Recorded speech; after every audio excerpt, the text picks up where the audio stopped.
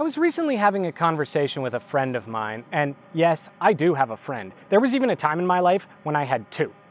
Not trying to brag. But we were talking about tourists, and more specifically, how we don't really like them. There's nothing worse on a vacation than meeting other vacationers, and there's no better tourist place than the one that has no tourists. It's the real paradox of travel. But my friend made a point that stuck with me, and it's one I've come to agree with more and more over time. It isn't so much that I don't like tourists, it's that I don't like when they strip the local identity. The best place to visit is the one that didn't change. They kept being themselves, despite who came to gawk. But that's an incredibly hard thing to do. Let's look at the example of Vang Vieng.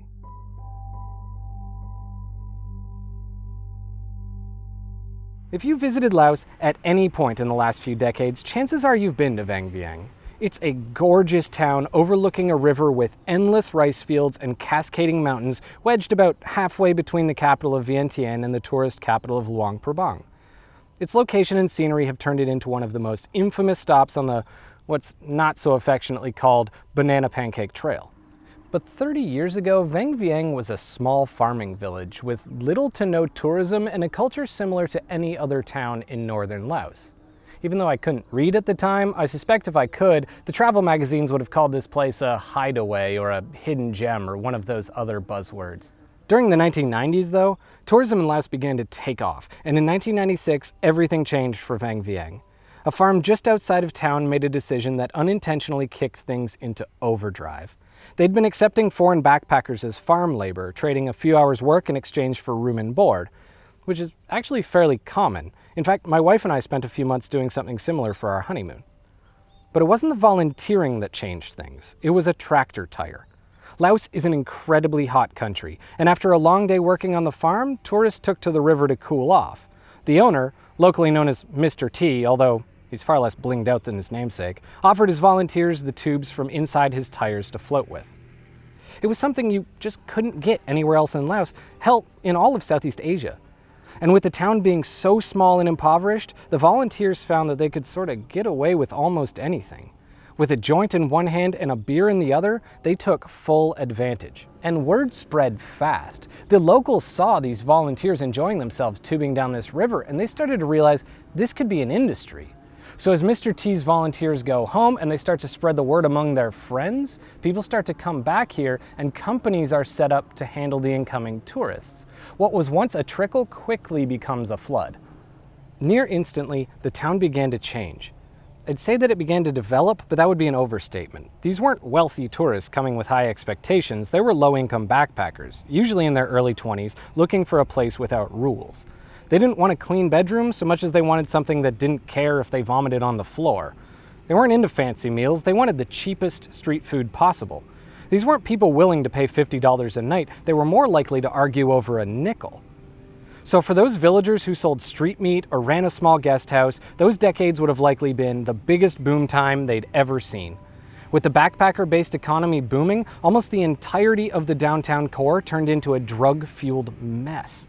Bars outnumbered local shops, the infamous happy pizza parlors of Cambodia became commonplace, and it soon developed a reputation as one of the seediest places in Asia. And if the only problems were drinking and drugs, it'd probably still be that way today. But the town's main draw was the tubing. Instead of just getting drunk and passing out in their hotels, people began to do it in the river. They'd set up Tarzan swings over rocky outcroppings and jumped off bridges into uncontrollably fast currents. And naturally, they died. Not just one or two people, but dozens. People were dying at such a rate that nearby countries started to complain. The entire region's tourism was seeing the trickle-down effect of the now notorious brand that was Vang Vieng. So in 2012, the government puts a stop to it. At least the most excessive parts of it. They close down most of the bars, they stamp out the drug use, and this local industry that had developed around these low-income tourists begins to collapse. But it wasn't the end of Vang Vieng. An area so beautiful and already prepared for tourism wasn't just going to shut its doors completely. As much as the government hated to be embarrassed by its neighbors, this was a major tourism draw. It was bringing in millions of dollars a year, and in a country as poor as Laos, that's no small thing. So things bent here rather than broke. The economy shifted. They'd no longer aim at these low-income backpackers, but instead try to target middle and high-income group tours. Described another way, they changed their focus from Westerners, specifically Australians, and turned their eye towards Asia. Vang Vieng is now clearly aimed at Korean and, to a lesser extent, Chinese tourists. And from a certain perspective, it might seem like the problems would have gone away. After all, the drugs were gone, and the town was cleaner, with infrastructure finally being put in place to handle tourists with high expectations. Instead of spending $10 per day, people were now spending $100. One-star guest houses were being replaced by four-star resorts. Cheap street food was being discarded for mid-range restaurants that served bibimbap. But somebody had to build all this stuff. Quality construction isn't cheap, both in money and supplies, and Laos isn't exactly overflowing with industry. So to get the cement required to build these massive hotels and resorts and restaurants and infrastructure, they started destroying something that hadn't been disturbed by the backpackers. They began tearing down the mountains, putting mines into the karst limestone rock that surrounds the town.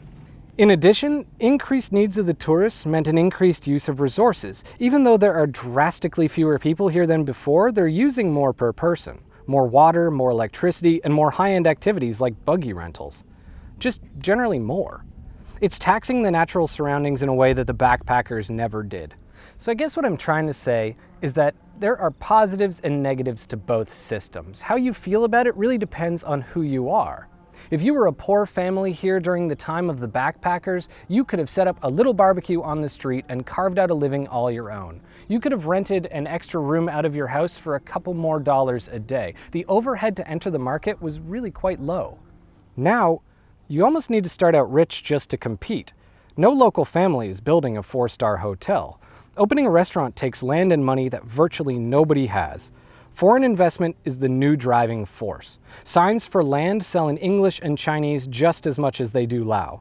The entrepreneurial spirit is being replaced by wage labor, foreign-owned wage labor. Which I'm not saying is specifically a bad thing, it's just a thing. It's the trade that they're making to change. I truly believe that the best places to visit are ones that don't change for the visitors. But that's not always an option. A decade ago, if you wanted to make money in Vang Vieng, you accepted that you undermined your culture to do so. Now, it's your autonomy. There's no right choice. Every silver lining has its cloud. This is Rare Earth.